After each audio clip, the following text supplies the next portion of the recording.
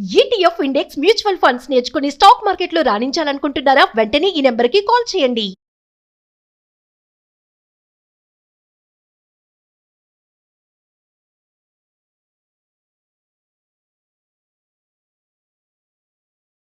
నమస్తే, welcome back to Suman TV. Present మనతో పాటు ఉన్నారు stock market analyst Sundar Rama Reddy గారు.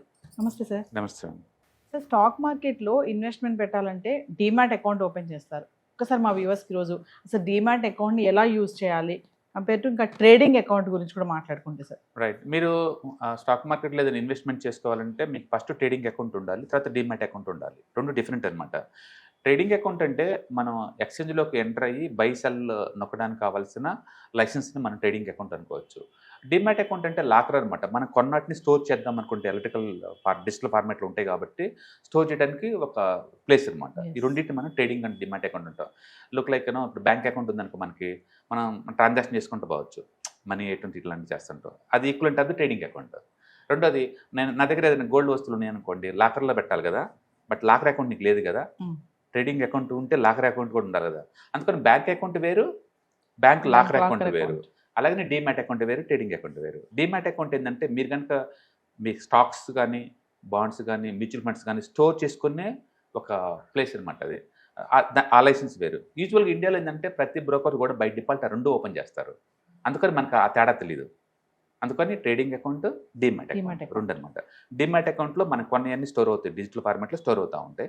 అండ్ ట్రేడింగ్ అకౌంట్లోనేమో మనం ఏదైనా కావాలంటే బైసాల్ చేసుకోవడానికి పనికి వస్తుంది అనమాట ఈ రెండు. సో వీటిని ఎలా వాడుకోవాలి అనుకుంటే, మీరు ఒకసారి బ్రోకర్ దగ్గర ఒక అకౌంట్ ఓపెన్ చేస్తే బై డిఫాల్ట్ మీకు ట్రేడింగ్ అకౌంట్, డీమ్యాట్ అకౌంట్ రెండు ఓపెన్ చేస్తారు. అండ్ ఒకసారి ఓపెన్ అయిన తర్వాత మీరు దానికి ఆల్రెడీ బ్యాంకు లింక్ ఉంటుంది. ఎందుకంటే అకౌంట్ ఓపెన్ చేసేటప్పుడే మీకు బ్యాంక్ డీటెయిల్స్ ఇస్తారు కాబట్టి బ్యాంకు నుంచి మీరు ఆన్లైన్ కానీ లేదా యూపీఐ కానీ ద్వారా మనం మనీ ట్రాన్స్ఫర్ చేసుకొని ట్రేడింగ్ అకౌంట్లో లోడ్ చేసుకొని ఇప్పుడు మీకు కావాల్సిన స్టాక్స్ కానీ మ్యూచువల్ ఫండ్స్ కానీ ఈటీఎఫ్స్ కానీ ఏటైనా సరే మనం బై బటన్ నొక్కేస్తారు. ఆ నొక్కిన తర్వాత అదేంటంటే ఈవినింగ్ కల్లా మార్కెట్ క్లోజ్ అవుతుంది కదా, అప్పటికే వాళ్ళకి క్లియరెన్స్ కార్పొరేషన్కి వెళ్ళిపోద్ది అనమాట. వాళ్ళ ఆ ట్రాన్సాక్షన్ క్లియర్ చేసిన తర్వాత మరుసటి రోజుకి మీ డీమ్యాట్ అకౌంట్ చేరుతాయి. మళ్ళీ డీమ్యాట్ అకౌంట్లోకి వచ్చిన తర్వాత ఎప్పుడైనా మీకు మనీ అవసరం అనుకున్నప్పుడు దాన్ని అమ్మేశారనుకోండి, మళ్ళీ సెల్ బటన్ కొట్టేస్తే ఈసారి డీమ్యాట్ అకౌంట్లో ఉన్న స్టాక్స్ మొత్తం వెళ్ళిపోయి దానికి ఈక్వలెంట్ ఆఫ్ అమౌంట్ రిలీజ్ అవుతుంది అనమాట. ఆ అమౌంట్ కావాలనుకున్నప్పుడు మళ్ళీ మన బ్యాంక్ అకౌంట్ ద్వారా మనం విత్డ్రాల్ చేసుకోవచ్చు. అట్లా ట్రేడింగ్ అండ్ డీమ్యాట్ అకౌంట్ ఈ రెండు కూడా స్టాక్ మార్కెట్ సంబంధించిన సెక్యూరిటీస్ ఏమైనా సరే కొనుక్కోవడానికి లేదా అమ్మడానికి వాటిని స్టోర్ చేయడానికి మీకు పనికి వస్తుంది అనమాట ఇది. అయితే ఏమేమి ఛార్జెస్ ఉంటాయంటే, మీరు ఏదన్నా ఒకటి బై చేశారనుకోండి అంటే ఫస్ట్ బ్రోకర్ ఫీజు పడుతుంది. బ్రోకర్ ఇండియాలో బ్రోకర్స్ రెండు రకాలుగా ఉంటారు, డిస్కౌంట్ బ్రోకర్స్ అండ్ మా ట్రెడిషనల్ బ్రోకర్స్. డిస్కౌంట్ బ్రోకర్స్ ఏంటంటే వాళ్ళు డెలివరీ టోటల్ ఫ్రీగా ఇస్తారు, వాళ్ళు ఛార్జ్ చేయరు మీ దగ్గర.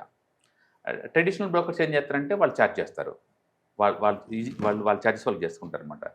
Like Zerodha, grow, angel one వీళ్ళందరూ ఏంటంటే డిస్కౌంట్ బ్రోకర్స్. ఏదన్నా డెలివరీ తీసుకుంటే వాళ్ళు టోటల్లీ ఫ్రీ.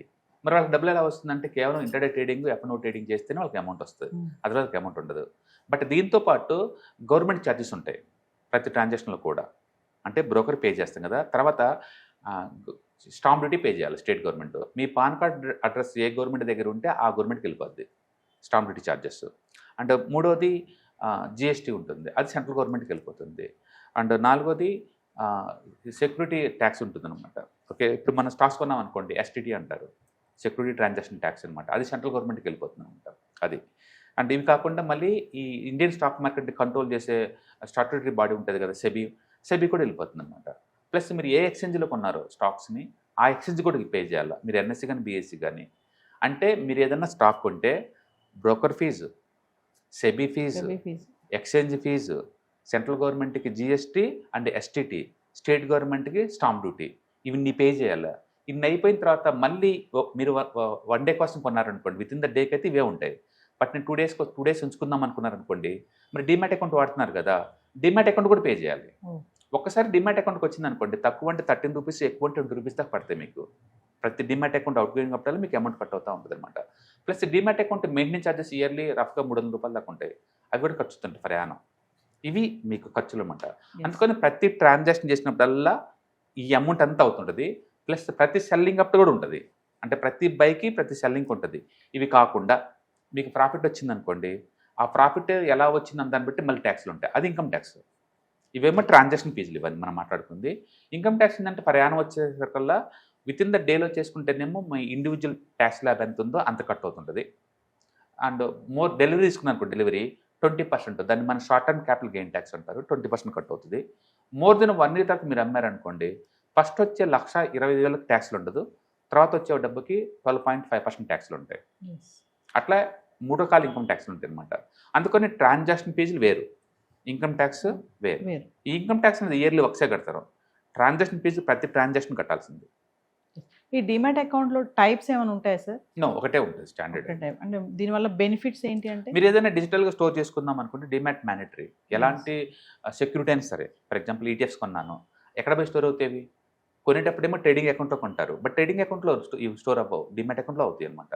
అందుకని డిమాట్ అకౌంట్లో ఉండాలి. అవి డిపాజిటరీ పార్టిసిపెంట్స్ వాళ్ళతో లింక్ ఉంటే అక్కడికి వెళ్ళిపోతాయి అనమాట. So coming to my joint demat account తీసుకోవచ్చు మీరు. అంటే వైఫ్ అండ్ హస్బెండ్ స్పౌస్లర్ అమౌంట్ అలా తీసుకుంటే జాయింట్ తీసుకుంటారు, 2-3 కలిపి తీసుకోవచ్చు, అంటే కంపెనీ పేరు మీద తీసుకోవచ్చు, ఇండివిజువల్ తీసుకోవచ్చు, అట్లా నీకు చాయిస్ ఉంటుంది. ఆ నామినేషన్ కూడా మీరు ఒకరికి ఇచ్చుకోవచ్చు, ఇద్దరికి ఇచ్చుకోవచ్చు, ముగ్గురు ఎంతమందికి చేసుకోవచ్చు నామినేషన్. అంటే ఒక వ్యక్తికి 2-3 డిమాట్ అకౌంట్స్ కూడా ఉంటాయి. ఎన్నెన్ని తీసుకోవచ్చు. ఇట్లు లైక్ బ్యాంక్ అకౌంట్స్, మీకు ఎన్ని బ్యాంక్ ఒక పర్సన్ ఉంచుకోవచ్చు, అలాగనే డిమాట్ అకౌంట్లో ఎన్ని ఉంచుకోవచ్చు, అంటే ట్రేడింగ్ అకౌంట్లో ఎన్ని ఉంచుకోవచ్చు. బట్ డిమాట్ అకౌంట్లో ఎన్ని ఎక్కువ ఉంటే నీకు అన్ని మెయింటెనెన్స్ ఛార్జెస్ ఫర్ యానం వచ్చి 300 రూపీస్ కట్ అవుతూ ఉంటాయి నీకు. అది ఫ్రీ కాదు, వాడినా వాడిపోయినా డిమాట్ మెయింటెనెన్స్ ఛార్జెస్ అవుతుంటాయి నీకు. ట్రేడింగ్ అకౌంట్ ఛార్జెస్ ఉండవు, వాడితేనే ఉంటాయి. బట్ ఇదైతే మాత్రం అలా కాదనమాట. అందుకని బెస్ట్ మీరు వాడతలేదనుకోండి, దాన్ని క్లోజ్ చేసుకోవడం బెటర్. ఈవెన్ బ్యాంక్ అకౌంట్ కూడా మీరు వాడతలేదనుకోండి, మినిమం మెయింటెనెన్స్ ఛార్జెస్ లేకపోతే పెనాల్టీలు వేస్తారు కదా.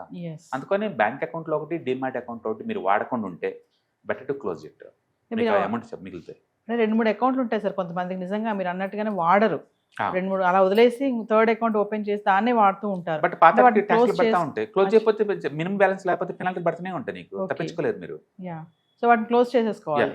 చేసుకోలేదో ఎవరి ఇయర్ అది అక్యుములేట్ అవుతా పోతుంటుంది కదా, వేస్తూ ఉంటుంది మీకు, ట్యాక్స్లు వేస్తూ ఉంటారు. అందుకని బెస్ట్ ఏంటంటే దాన్ని అఫీషియల్గా ఒక మెయిల్ పెట్టేసి క్లోజ్ చేయమంటే చేస్తారు వాళ్ళు, మీకు ఆ అమౌంట్ మిగులుతుంది. అందుకని demat account maintenance majority Indian brokers ఏం చేస్తారంటే, ఫస్ట్ ఇయర్ అకౌంట్ ఓపెన్ చేసినప్పుడు ఆ 1 yearకి వాళ్ళు ఎగ్జెప్షన్ ఇచ్చేస్తారు నీకు, వాళ్ళు పే చేసుకుంటారు ఫస్ట్ ఇయర్ వరకే. సెకండ్ ఇయర్ నుంచి ఇండియాలో ఎవరు ఫ్రీగా ఇవ్వరు నీకు డిమాట్ అకౌంట్ మెయింటెనెన్స్, మీరు కట్టుకోవాల్సిందే. మీ అకౌంట్లో నుంచి ఆటోమేటిక్ కట్ అవుతాయి.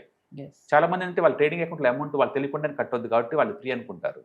బట్ డిమాట్ అకౌంట్ ఫ్రీ ఎప్పుడూ ఉండదు, ఇయర్లీ మెయింటెనెన్స్ ఛార్జెస్ కట్టాల్సిందే. రెండోది, ప్రతి ట్రాన్సాక్షన్ ఇన్కమింగ్ ఫ్రీగానే ఉంటుంది డిమాట్ అకౌంట్లోకి, బట్ అవుట్ గోయింగ్ వెళ్ళేటప్పుడు మాత్రం తక్కువ అంటే 13, ఎక్కువ అంటే 20 రూపీస్ కట్ అవుతుంది. హాయ్, మీరు స్టాక్ మార్కెట్కి కొత్త, లేదా మీరు మార్కెట్లో ఉన్నా సరే మనీ మేక్ చేయడం టఫ్గా ఉందా? అంటే స్టాక్ మార్కెట్లో ఎన్ని సంవత్సరాలు ఉన్నా సరే ఇంకా బ్రేకింగ్ ఏం రావట్లేదా? లేదా మీరు పెద్ద మొత్తంలో స్టాక్ మార్కెట్లో మెయింటైన్ చేయాలనుకున్నారా?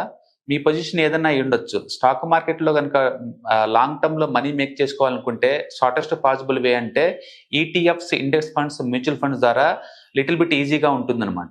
కాబట్టి మీకు ఎవరికైనా ఇంట్రెస్ట్ ఉందంటే ETFs, index funds and mutual funds నేర్చుకోవడానికి ఇది బెస్ట్ పాసిబుల్ వే ఏంటంటే ETFs, index funds and mutual fund course. ఇది ఎవ్రీ మంత్ వీకెండ్స్లో సాటర్డే, సండే, మండే ఇలా 3 రోజుల్లో daily 2 hours, totally 6 hours programme ద్వారా నేర్పడుతుంది. ఇంట్రెస్ట్ ఉన్న పార్టిసిపెంట్స్ కింద స్క్రోల్ అవుతున్న నెంబర్స్ని కాల్ చేయడం ద్వారా లేదా రిజిస్ట్రేషన్ చేసుకోవడం ద్వారా మీ సీట్ని బుక్ చేసుకోవచ్చు.